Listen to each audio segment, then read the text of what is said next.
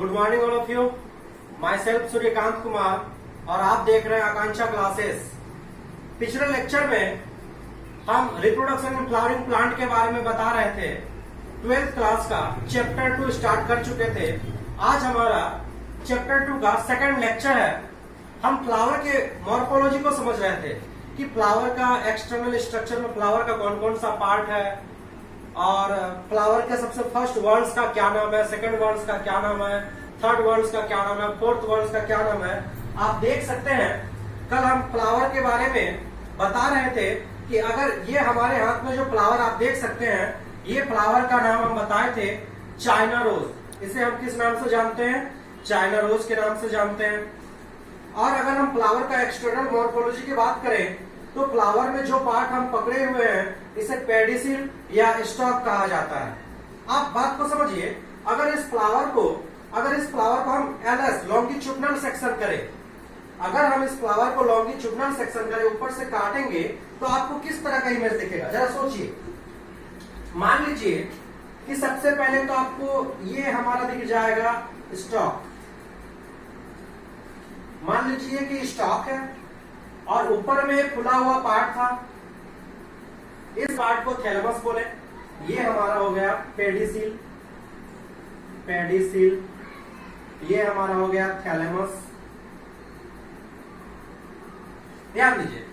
और हम ये बताए थे कि थैलेमस के ऊपर 4 वर्ड्स पाए जाते हैं: कैलिक्स, कोरोला, एंड्रोसियम एंड गाइनेसियम।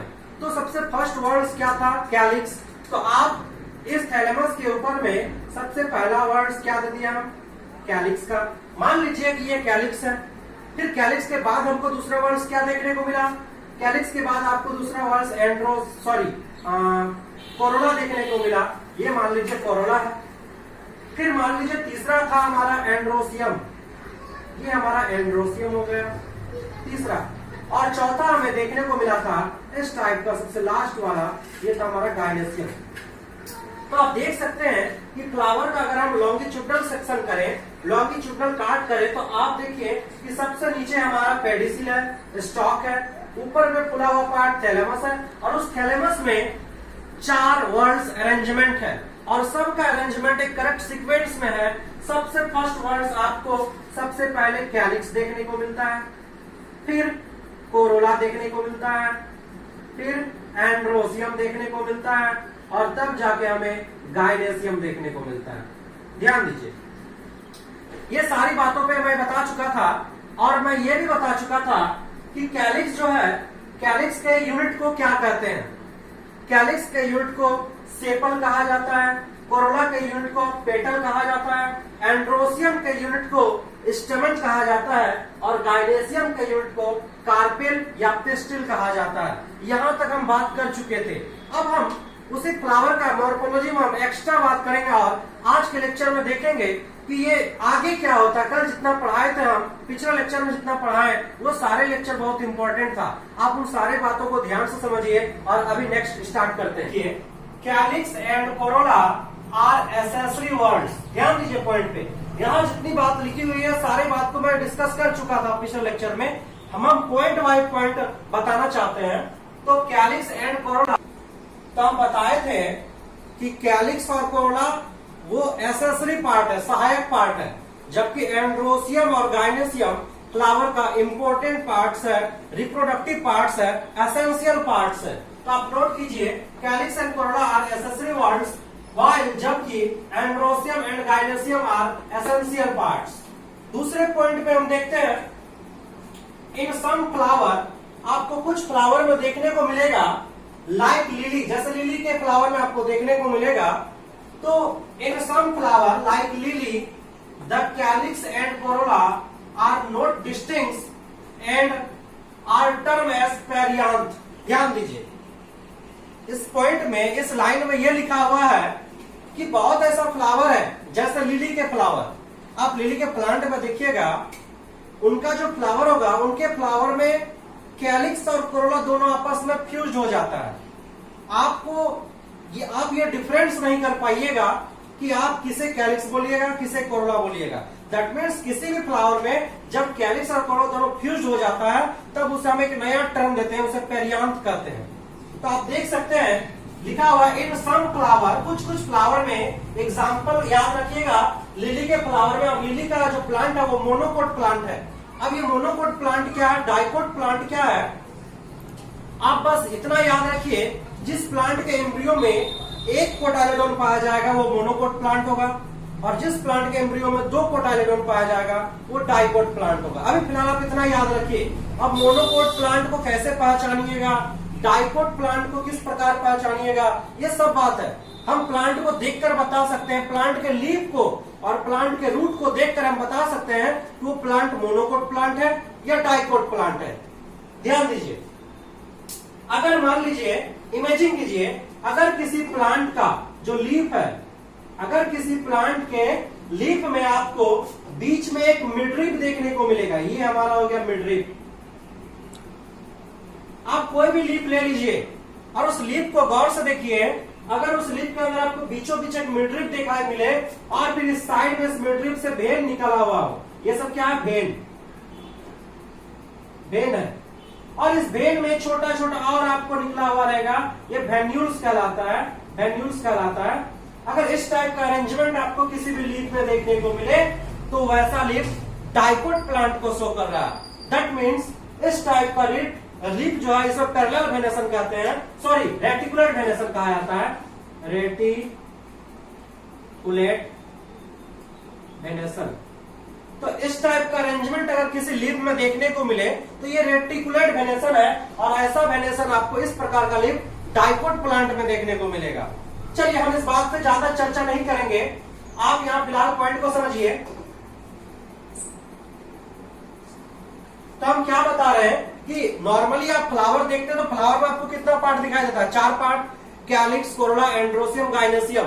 किसी फ्लावर में वो चारों सेपरेट सेपरेट रहेगा, किसी फ्लावर में कैलिक्स और कोरोला दोनों आपस में फ्यूज हो जाता है, और फ्यूज होने के बाद वो ना तो कैलिक्स ना तो कोरोला, वो एक पेरियांथ कहलाता है। और तब उसके यूनिट को, जैसे कैलिक्स के यूनिट को सेपल, कोरोला के यूनिट को पेटल, उसी प्रकार पेरियांथ के यूनिट को आप यहाँ जो पेरियांथ है, पेरियांथ के यूनिट को टेपल के नाम से जान सकते हैं। इसके यूनिट को टेपल कहा जाता है। तो आप 5 चीज का यूनिट के बारे में जान चुके हैं। कैलिक्स के यूनिट को सेपल कहते हैं, कोरोला के यूनिट को पेटल कहा जाता है, एंड्रोसियम के यूनिट को स्टमन कहा जाता है, गाइनेसियम के यूनिट को कार्पेल कहा जाता है। और अब हमारे पास एक नया टर्म आ गया, perianth. Perianth that means calyx plus Corolla दोनों जब फ्यूज हो जाता है तो पेरियांथ का फॉर्मेशन करता है, और उस कंडीशन में पेरियांथ के यूनिट को टेपल कहा जाता है। ये बहुत ही इंपॉर्टेंट, आप इस चीज को याद रखिएगा। अगला हमारा पॉइंट है कि देखिए, तीसरा पॉइंट को ध्यान से देखिए, when a flower has both, जब किसी फ्लावर में दोनों चीज मिले, androecium and gynoecium, it is called bisexual flower. ये बात हम आपको पहले भी बता चुके हैं कि जब किसी फ्लावर में एंड्रोसियम और गाइनेसियम दोनों एक साथ प्रेजेंट हो तो वैसा फ्लावर बाइसेक्सुअल फ्लावर कहलाता है। ध्यान दीजिए, फ्लावर कुछ ऐसा फ्लावर हो सकता है जिसमें सिर्फ और सिर्फ एंड्रोसियम मिल रहा है, आपको सिर्फ और सिर्फ मेल पार्ट मिल रहा है, गाइनेसियम नहीं मिल रहा, वो भी यूनिसेक्सुअल मेल फ्लावर हो जाएगा। किसी फ्लावर आपको ऐसा मिल सकता है कि सिर्फ जिसमें सिर्फ गाइनेसियम हो आपको, तो वो भी यूनिसेक्सुअल फीमेल फ्लावर हो जाएगा। तो ध्यान दीजिए, तो when a flower has both androecium and gynoecium, it is called bisexual flower. वैसा फ्लावर जिसमें एंड्रोसियम और गाइनेसियम, आप हिंदी वाले जो भी हिंदी से नोट कर रहे हैं, आप हिंदी में हम हिंदी लिख नहीं रहे, लेकिन इसका मतलब ये नहीं कि आप समझ नहीं रहे, हम समझा नहीं रहे। हम हर इंग्लिश वर्ड का हिंदी बता रहे हैं। बहुत सारे स्टूडेंट ऐसा कमेंट किए हैं हमको डायरेक्ट कॉल करके कि सर आप सारा बात इंग्लिश में लिखते हैं, हिंदी में नहीं लिखते हैं। तो हिंदी में लिखना पॉसिबल नहीं है, लेकिन हाँ, हम तो हिंदी में बता रहे हैं, आपको समझा रहे हैं। तो आप मेरे जो हम बोल रहे हैं उस बात को आप सुनकर वीडियो को पॉज करके आप अपने मन से तो लिख सकते हैं। आप इंटर के स्टूडेंट है, आप 12th के स्टूडेंट है, 3 और 4 के स्टूडेंट तो है नहीं कि आपके हाथ पकड़ के हिंदी लिखवाएंगे। ये आपका कॉमन सेंस होना चाहिए। हम जो बोल रहे हैं वो आप समझ रहे हैं, समझना जरूरी है, लिखना जरूरी नहीं है। आप समझ रहे बहुत है, आप अपने माइंड का इस्तेमाल कीजिए। हम जो समझा रहे हैं उसका आप अपना लैंग्वेज दीजिए, ना कि मेरे बोर्ड में लिखा हुआ एक एक वर्ड को आप जो हम लिखे वही ये जरूरी नहीं है, आप समझ लिए काफी है।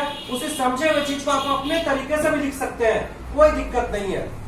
तो हम जो बोल रहे हैं हिंदी में, आप उसी बात को, हम जो डिफिनेशन बोल रहे हैं उसी बात को आप नोट कर सकते हैं हिंदी में। इंग्लिश भी लिखिए और उसके नीचे आप हिंदी भी लिखिए। तो ध्यान दीजिए, when a flower has both androecium and gynoecium it is called bisexual flower। जब किसी फ्लावर में एंड्रोसियम और गाइनेसियम दोनों एक साथ प्रेजेंट हो, वैसा फ्लावर बाइसेक्सुअल फ्लावर कहलाता है। जैसे कि आपको हम बताएं, ये चाइना रोज, ये चाइना रोज, इसमें आप देख सकते हैं कि ये जो पार्ट्स है ये एंड्रोसियम है। ये कौन सा पार्ट आप देख सकते हैं, आपको हम बताए थे कि आप अपने घर के आसपास या आपके घर में हो सकता है ये फ्लावर, तो आप इस फ्लावर को लाके आप इसके बारे में अच्छा से जानिए, समझिए इसको। पता नहीं आप लोग किए हैं या नहीं, कमेंट भी नहीं करते आप लोग कुछ, ध्यान दीजिए। तो ये एंड्रोसियम हो गया। इसके अंदर हम बताए थे कि इसके अंदर भी फीमेल पार्ट होता है गाइनेसियम, दैट मीन्स इसमें मेल पार्ट और फीमेल पार्ट दोनों है इस फ्लावर में। तो ये हमारा बाइसेक्सुअल फ्लावर है, ये यूनिसेक्सुअल फ्लावर नहीं है। चलिए दूसरा, अगला चौथा पॉइंट में हम लिखे हैं, a flower having either only stamen. अगर किसी फ्लावर में सिर्फ स्टमन हो या फिर कार्पेल हो, वैसा फ्लावर यूनिसेक्सुअल फ्लावर कहलाता है। तो स्टमन का मतलब यहां पर हो गया, आप एंड्रोसियम टर्म यूज कर सकते हैं। एंड्रोसियम, आप स्टमन के जगह एंड्रोसियम यूज कर सकते हैं। आप स्टमन बोलिए या एंड्रोसियम बोलिए, दोनों मेल पार्ट ही है। एंड्रोसियम का यूनिट ही तो है स्टमन। तो जब किसी फ्लावर में, या तो आप बोल सकते किसी फ्लावर में सिर्फ एंड्रोसियम पाया जाएगा तो भी यूनिसेक्सुअल फ्लावर हो सकता है। आप बोल सकते किसी फ्लावर में सिर्फ स्टमन पाया जा रहा है तो भी वो यूनिसेक्सुअल फ्लावर होगा। या तो फिर किसी फ्लावर में सिर्फ कार्पेल पाया जा रहा है, कार्पेल दैट मीन्स गाइनेसियम। अगर किसी फ्लावर में सिर्फ और सिर्फ आपको कार्पेल पाया जा रहा है, गाइनेसियम पाया जा रहा है, एंड्रोसियम या स्टमन नहीं पाया जा रहा, तो वो भी यूनिसेक्सुअल फ्लावर होगा। यानी आप बोल सकते हैं कि यूनिसेक्सुअल जो फ्लावर होता है वो यूनिसेक्सुअल फ्लावर दो कैटेगरी में हो सकता है। एक जिसमें मेल सिर्फ होगा, जिसमें सिर्फ मेल वाला होगा तो वो मेल यूनिसेक्सुअल फ्लावर हो जाएगा, और दूसरा जिसमें सिर्फ गाइनेसियम होगा वो फीमेल यूनिसेक्सुअल फ्लावर हो जाएगा। आप समझ रहे हैं बात को। चलिए अब हम अगला पॉइंट में समझते हैं कि और क्या क्या पॉइंट है। ध्यान से देखिए इसको।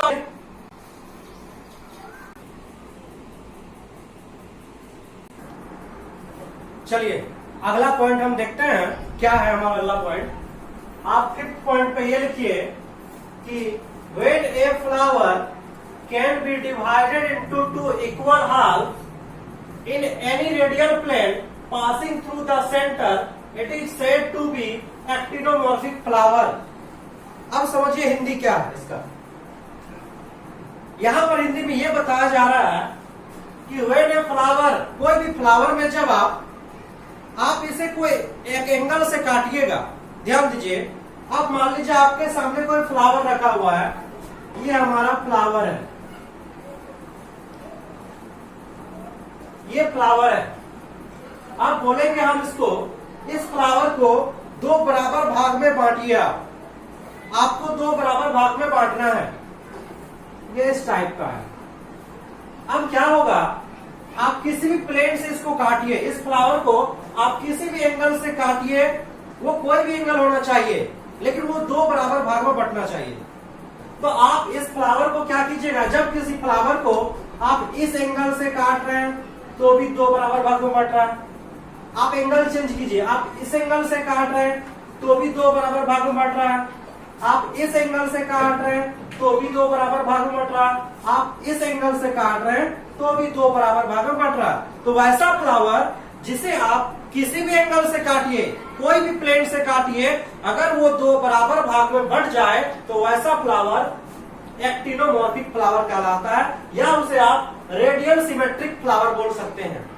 तो शायद आप समझ रहे हैं कि हम क्या बताना चाह रहे हैं। हम बताना चाह रहे हैं कि आप किसी भी फ्लावर को, अब एग्जाम्पल बताऊंगा, अब हर फ्लावर में ऐसा अरेंजमेंट, हम हर फ्लावर को आप नहीं कर सकते हैं, किसी भी एंगल से काट के आप दो बराबर भाग में नहीं बांट सकते हैं। कुछ कुछ फ्लावर है जिसे आप किसी भी एंगल से काटिएगा तो वो दो बराबर भाग में बंट जाएगा, तो वैसा फ्लावर एक्टिनोमॉर्फिक फ्लावर कहलाता है। हिंदी वाले आप लिख सकते हैं, नोट कर सकते हैं कि वैसा फ्लावर जिसे किसी भी एंगल से काटने पर दो बराबर भाग में बंट जाए, वैसे फ्लावर को एक्टिनोमॉर्फिक फ्लावर कहा जाता है, रेडियल सिमेट्रिक फ्लावर कहा जाता है। आप एग्जाम्पल देख सकते हैं, मुस्टार्ड मुस्टार्ड में आप देख सकते हैं, मुस्टार्ड सरसों के फूल में आप देख सकते हैं कि सरसों के फ्लावर में आप किसी भी एंगल से काटिएगा और उसको तो वो दो बराबर भाग में बढ़ जाएगा।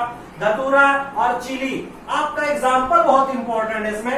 आपको कोई भी कंपटीशन में या इंटर लेवल के एग्जाम में आपसे ऑब्जेक्टिव में पूछा जा सकता है कि रेडियल सिमेट्री का, आपको ये भी दे सकता है, जैसे मान लीजिए कि बायलैटरल सिमेट्री दे सकता है और एक रेडियल सिमेट्री दे देगा, और एक दो इधर ए नंबर में दे देगा एक्टिनोमॉर्फिक और बी में दे देगा जाइगोमॉर्फिक। अब आपको अरेंजमेंट करना है कि एक्टिनोमॉर्फिक बायलैटरल सिमेट्री होगा या रेडियल सिमेट्री। अब रेडियल सिमेट्री ध्यान दीजिए, जो रेडियल सिमेट्री हमारा है, रेडियल सिमेट्री हम किसे कहते हैं, एक्टिनोमॉर्फिक को या जाइगोमॉर्फिक को।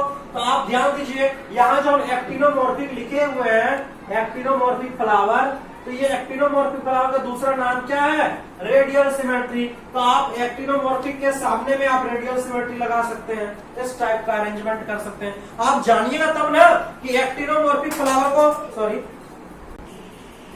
चलिए देखिए, तो आप सब एक्टिनोमॉर्फिक फ्लावर को आप रेडियल सिमेट्रिक फ्लावर बोल सकते हैं। अब हम इसका एग्जांपल भी देख चुके हैं। और दूसरी बात कि आप एक्टिनोमॉर्फिक को डिनोट भी कर सकते हैं। अगर कहीं पर प्लस लिखा हुआ है इस टाइप का और इस टाइप का सिंबल बना हुआ है, अगर इस टाइप का सिंबल बना हुआ है तो ये डिनोट कर रहा है, ये किसकी ओर डिनोट कर रहा है, ये एक्टिनोमॉर्फिक फ्लावर के बारे में बता रहा है। जैसे आपको हम और कहीं बताए हैं कि अगर हम कभी इस टाइप का कर दें तो इसका मतलब होता है मेल, अगर हम इस टाइप का कर दे इसका मतलब होता है फीमेल, अगर हम इसी में से ऐसे और ऐसे कर दे तो ये बाइसेक्सुअल हो गया।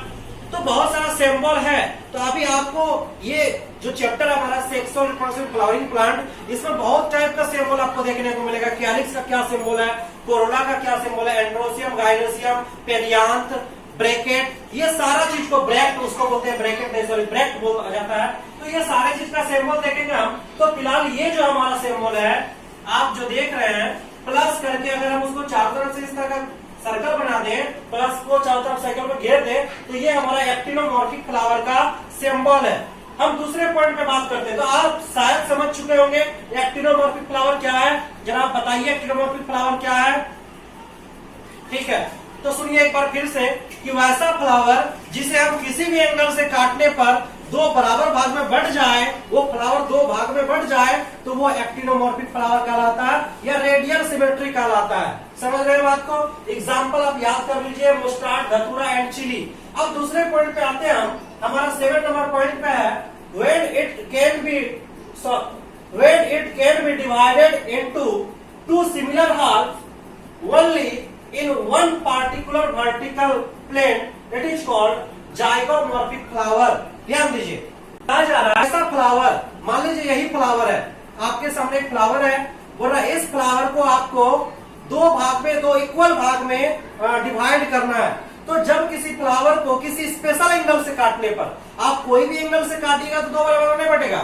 वैसा फ्लावर जिसको किसी स्पेशल एक एंगल से काटने पर सिर्फ और सिर्फ एक एंगल ही आपके पास होगा और आप उसी एंगल से अगर काट रहे हैं तभी वो फ्लावर दो भाग में बट सकता है, अदरवाइज दो भाग में नहीं बट सकता है। तो आप हिंदी वाले समझ लीजिए कि जब कोई फ्लावर को किसी एक एंगल से काटने पर दो बराबर भाग में बढ़ जाए तो वैसा फ्लावर जाइगोमॉर्फिक फ्लावर कहलाता है। तो आप एक्टिनोमॉर्फिक और जाइगोमॉर्फिक में डिफरेंस कर सकते हैं। एक्टिनोमॉर्फिक में कोई भी एंगल से काटने पर दो बराबर भाग बटेगा, जबकि जाइगोमॉर्फिक फ्लावर क्या है, कोई एंगल नहीं बोलना पड़ेगा, केवल एक एंगल बोलना पड़ेगा आपको कि वैसा फ्लावर जिसे एक एंगल से काटने पर दो बराबर भाग में बढ़ जाए, वैसा फ्लावर हमारा जाइगोमॉर्फिक फ्लावर कहलाता है।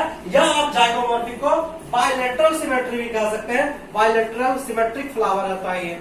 ठीक है, जैसे आप समझ रहे हैं कि मान लीजिए आपके पास एक फ्लावर है इस टाइप का, इस टाइप का फ्लावर है। अब हम बताएंगे कि आप इस एंगल से काटिएगा तो दो बराबर भाग में बढ़ जाएगा, इस एंगल से काटिएगा तो दो बराबर भाग में बढ़ जाएगा। अगर आप इस एंगल से काटिएगा तो भी दो बराबर भागों में बट जाएगा, तो फिर ये बायलेटरल सिमेट्री नहीं हुआ, ये जाइगोमॉर्फिक नहीं हुआ, तब ये हमारा हो जाएगा एक्टिनोमॉर्फिक। क्योंकि हम कोई भी एंगल यूज कर रहे हैं, हर एंगल से दो बराबर भागों में बट रहा फ्लावर, तो वो एक्टिनोमॉर्फिक होगा, जाइगोमॉर्फिक नहीं। जाइगोमॉर्फिक में आपके पास केवल एक रास्ता होगा, केवल एक प्लेन होगा, केवल एक ही चांस होगा काटने का, आप वही चांस से वही एंगल से काटिएगा, तभी फ्लावर दो भाग में बटेगा, दो बराबर भाग में बटेगा, तो उसे हम कहते हैं जाइगोमॉर्फिक फ्लावर। आपको जाइगोमॉर्फिक फ्लावर में एग्जांपल देखने को मिल सकता है, आप एग्जांपल देख सकते हैं मटर के फ्लावर में, आप जाइगोमॉर्फिक फ्लावर का अरेंजमेंट देख सकते हैं। आप एग्जांपल याद कर लीजिएगा, पी मटर में, गुलमोहर में, बीन में और केसिया में, ये 1 2 3 4 एग्जांपल बहुत इंपॉर्टेंट है। एक हो गया हमारा मटर यानी पी, गुलमोहर, एक मिनट, गुलमोहर आप पी में देख सकते हैं, गुलमोहर में देख सकते हैं, बीन में देख सकते हैं, केसिया, ये सब के फ्लावर में आपको जाइगोमॉर्फिक अरेंजमेंट मिलेगा। अब हमारा तीसरा पॉइंट है, नेक्स्ट पॉइंट हमारा 7 नंबर पॉइंट में है, when a flower cannot be divided into two similar halves by any vertical plane passing through the center, it is called asymmetric flower। अब बता रहा है कि वैसा फ्लावर जिसे हम किसी भी एंगल से काटें, वो दो बराबर भाग में अगर नहीं बटेगा तो वो एसिमेट्रिक फ्लावर कहलाएगा। वैसा फ्लावर जिसे आप कोई भी एंगल से काटिए, वो दो बराबर भाग में नहीं बटेगा, तो वो हमारा एसिमेट्रिक फ्लावर कहलाएगा। अब तक आप जान चुके हैं, आप यहाँ पर फिलहाल 3 पॉइंट समझ चुके हैं, एक्टिनोमॉर्फिक, जाइगोमॉर्फिक। और एक बात ध्यान दीजिए, जैसे हम बताइए एक्टिनोमॉर्फिक का सिंबल है, तो जाइगोमॉर्फिक में क्या होता है कि जाइगोमॉर्फिक में अगर इस टाइप का हमको सिंबल देखने को मिलता है, परसेंटेज का सिंबल अगर दिया हुआ रहे, तो यहाँ मैथमेटिक्स यूज नहीं हो रहा, परसेंटेज यूज नहीं हो, प्रतिशत नहीं बताना है हमको। ये बायोलॉजी में इसका मतलब होता है जाइगोमॉर्फिक फ्लावर के बारे में हम बता रहे हैं, जाइगोमॉर्फिक फ्लावर का अरेंजमेंट बता रहे हैं, जाइगोमॉर्फिक फ्लावर का सिंबल बता रहे हैं हम। तो आप समझ चुके हैं इतना सारा। आज के लेक्चर में हम इतना ही रखते हैं, नेक्स्ट लेक्चर में हम बताएंगे इसके आगे क्या होता है। इतना ही, धन्यवाद।